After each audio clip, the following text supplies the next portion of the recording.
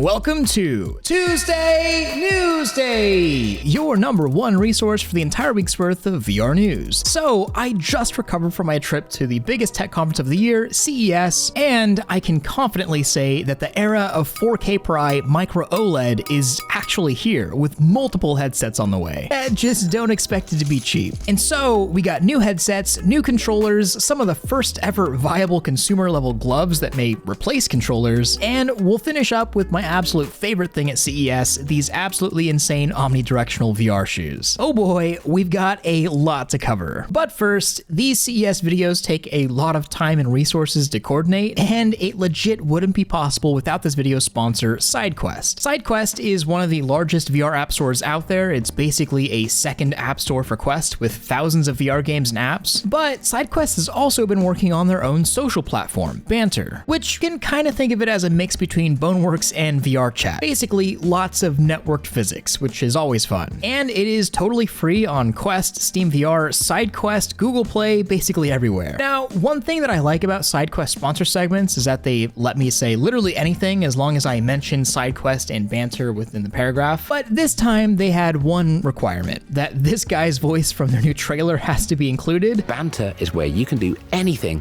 or become anything you want. I have no idea who this is or why they'd require that, but hey, if you didn't know about SideQuest and Banter, now you do, which means I've done my job. But now, let's just get right into the news. Alright, so I think the best place to start is with SHIFTALL. Originally a subsidiary of Panasonic, they've since shifted hands and now just work alongside them. And I guess the best place to start regarding SHIFTALL is with the Harator X2, an IMU-based full-body tracking solution that is, according to the company, their best solution yet. Now totally wireless with a 50-hour battery life, upgraded IMUs, and a new tracking algorithm that supposedly greatly reduces drift. Also at the SHIFTALL booth, they showed off this, a face-mounted microphone that actually does a pretty impressive job of isolating the user's voice.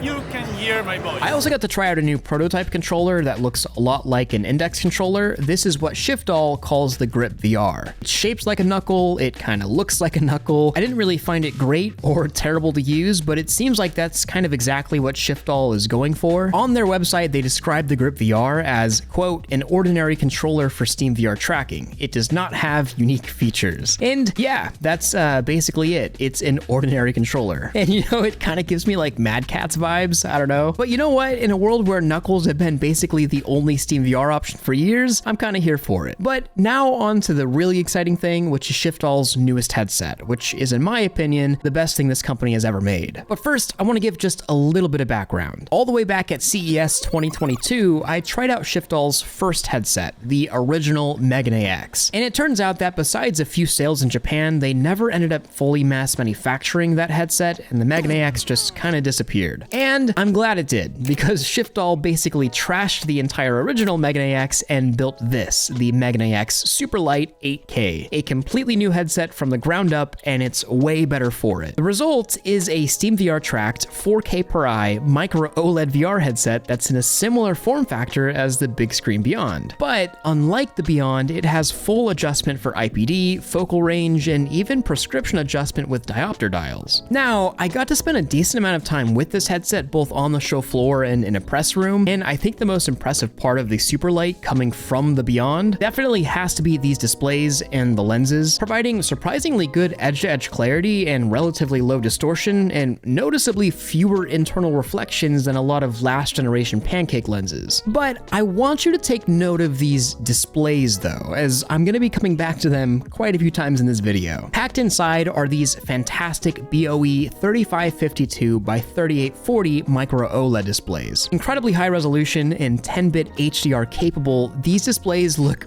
wonderful as long as they're paired with a good lens, and these are definitely good enough, offering around a 94-degree field of view. Another really nice feature of the Superlight was this flip-up motion that I thought was really cool. No more having to forehead the headset and smudge up the lens. There are two things though that sort of kill the Superlight, or at least keep my personal hype in check. And the first one is no eye tracking. Honestly, it's a bit hard to to really recommend any headset in 2025 that doesn't have eye tracking, and especially not for this price. It is expensive. Right now, SHIFTALL is currently asking around $1,900 for the Superlight 8K, which is a fat chunk of change, especially considering to run this headset, you're also going to need a pretty good PC and also base stations and controllers if you don't already have those. I am planning on checking this one out later this year, but overall, I think that SHIFTALL had a pretty impressive offering this CES, from controllers to trackers to a legitimately impressive headset, at least from my initial impressions. There aren't many companies that are doing that many things in VR, so it's cool to see. But let's move on. There was one headset that came out of nowhere that really surprised me this CES. This is the Play for Dream MR, which is basically a Chinese clone of the Vision Pro, except it runs on Android and comes with controllers and costs about $1,500 less than the Vision Pro. Now, at first, I was a little skeptical. The build quality feels a little chintzy, and the operating system is exactly what you'd expect a Chinese clone of Vision OS to be, but they immediately threw me into their own in-house PC VR streaming solution playing Half-Life Alyx, and my skepticism quickly flew away. Because, well, it looked really great, like surprisingly good. And you know what? It actually kind of makes sense. On board this headset are the same 4K per eye BOE micro OLED panels that are in the Magna X, but instead of Panasonic lenses, Play for Dream has their own Vision Pro-like lenses, which honestly were my only real complaint of this headset. I noticed a lot of chromatic aberration at the top of the lens and quite a bit of distortion at the bottom of the lens. I got to see the headset do a bunch of Vision Pro-like things like build a high-quality scene mesh, view and take spatial videos, and of course I got to try out the Steam VR streaming solution, which the Vision Pro does not have out of the box. And I will say this is notably missing face tracking, but besides that and some very cheap feeling build materials, I was pretty impressed. Now, whether I'd recommend anybody buy this, I'm not so sure. Kind of really depends on if developers would support this platform, and the headset isn't cheap.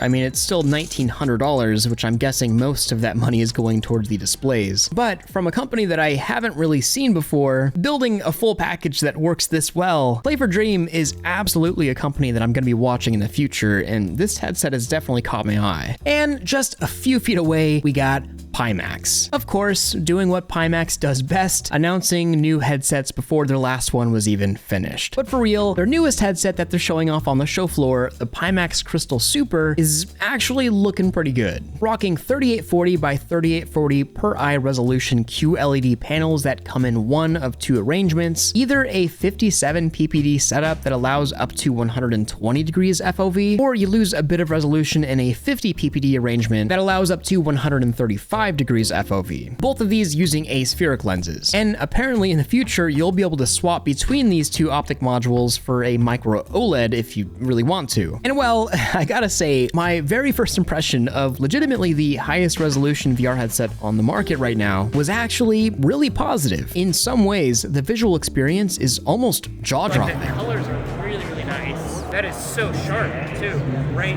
Wow. That is, as long as you don't actually move your head or body in any way. Because as of my testing at CES, the distortion profile was entirely unusable for any VR purpose beyond maybe the most stable of simulator applications. This headset has super vivid colors, really high resolution, but nauseatingly strong lens distortion. I did ask them about it, and they were absolutely aware of the distortion profile issues, but they were also extremely confident that they're going to be able to fix it in time for launch, which is basically at the end of this month, so no pressure, I guess. I will say though, if PIMAX does get the distortion properly corrected, well, they've got a really good headset on their hands, but I also need to see it. And to be honest, it's just a little disappointing to see PIMAX show up with the Crystal Super, a device that does have so much potential in an unfinished state, even though it's launching in just a few weeks. And I mean, it's not like this is a cheap device. This thing starts at $1,700 with the micro OLED add-on adding an extra $700. But on top of that, PIMAX has already announced yet another headset that is supposedly shipping in just 4 months from now. And that headset is nowhere to be seen on the show floor. This is the PIMAX Dream Air, a 4K per eye micro OLED VR headset that has, you guessed it, the same BOE panels as the Magna X and the Play for Dream. And I guess on the positive side here regarding the Dream Air is that if they use someone else's lenses, then they won't have to worry about correcting any distortion. I don't know, maybe it's another time for a PIMAX video at some point this year. I'm really curious to see how these devices actually end up shipping, which is happening in just a few weeks to a few months. But now let's talk about something really exciting. 2025 is legitimately the first year in VR's history that I think gloves can even come close to being a truly viable replacement for controllers in VR. This is at least on the PC side of things, which is something I've been actively trying to do for years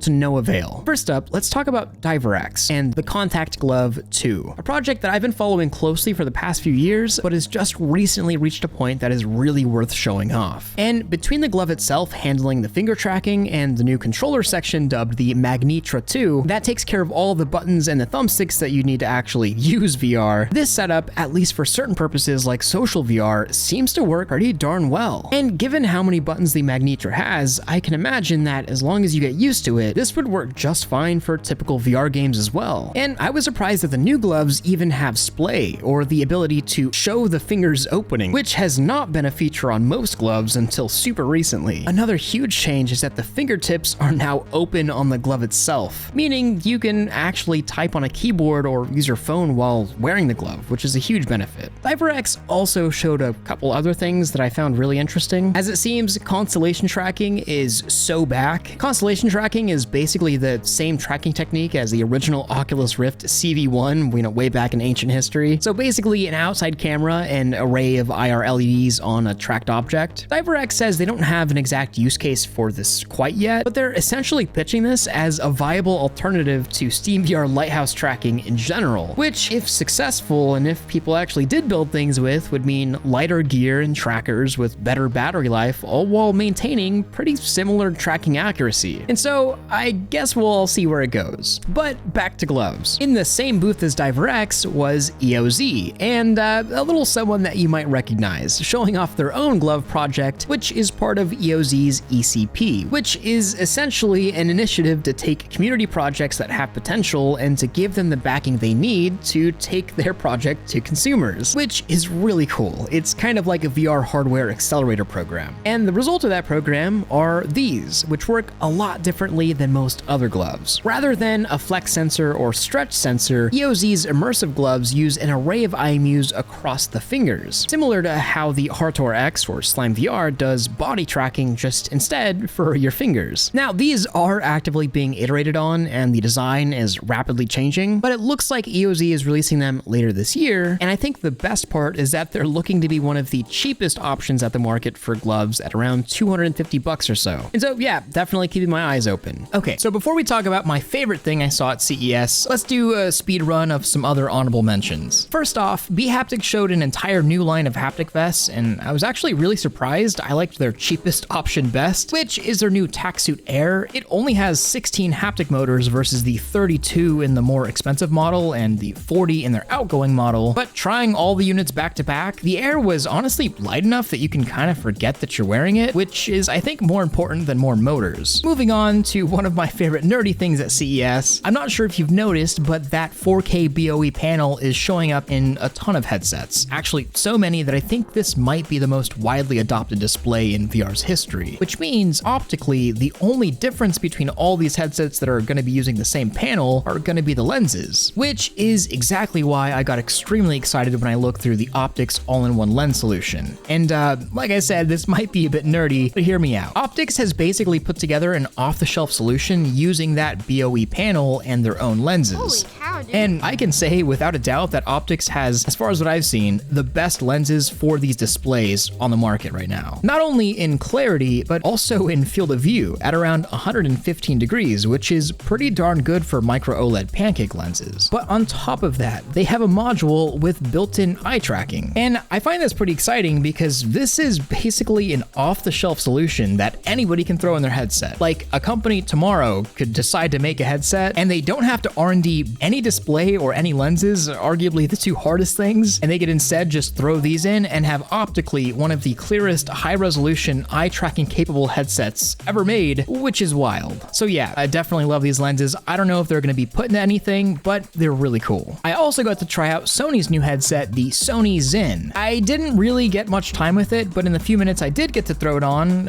you know, it was pretty all right. Similar specs to everything else on the show floor, just instead of 4K per eye BOE micro OLEDs, Sony is using their own 4K per eye micro OLEDs. I think it was just a little disappointing to hear after the show that Sony is charging almost $5,000 for this headset, but then again, it is an enterprise only device, so I guess that's expected. However, I did really like this controller design. Like, it's kind of a no-brainer for VR productivity. Although I kind of doubt it's going to come to anything else, but you know, I guess we'll see. But now we can talk about my favorite thing at CES, and it's something that technically wasn't even on the CES show floor, but then again, most people will tell you that the really good stuff at CES isn't on the show floor anyways. Instead, this was at a CES XR event called the XR Experience. And these are the free aim shoes. Probably the most interesting and potentially dangerous locomotion method I've ever tried. The free aim shoes are basically an inverse omnidirectional treadmill. Rather than walking on a device with moving components, the shoes themselves are the moving components. Consisting of 2 motors per shoe, a set of treads, batteries, this all results in a device that kind of feels like a motorized set of roller skates, which, as you can imagine, walking on a set of roller skates while wearing a VR headset doesn't exactly feel natural. And I'll say right away, this looks a lot more natural to use than it actually feels to use. However, I found that once you stop trying to walk naturally and instead just go with the flow of the shoes, it really feels like I could walk in VR all day, which is a lot better than what I can say about a slide mill, where every step is kind of like walking through sand. Just in general, I was pretty impressed with free aim. I mean, it was just a cool piece of technology, and I just feel so lucky I was able to try it out. Now, I'm not sure if free aim is really planning on selling to consumers just yet. They're a relatively new company, and they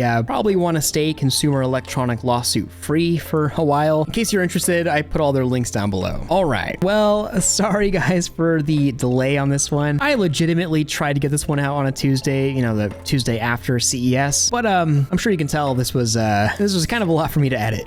So hopefully you don't mind. Covering the CES was an absolute blast, and I hope I'll be able to cover it again next year. And I'm not gonna lie, I feel like there's so much to look forward to this year, even things that we just saw at CES. Of course, I legitimately couldn't make videos like this without the support of my patrons, especially my Omegas. You guys fund and make this sort of coverage possible. And well, this year is off to a great start. I got a few videos in the pipeline, and I think you guys are gonna really enjoy them. So don't forget to like this video if you loved it, subscribe if you want more of this, and hit that freaking bell if you just can't live without it. Much love, Thrill out.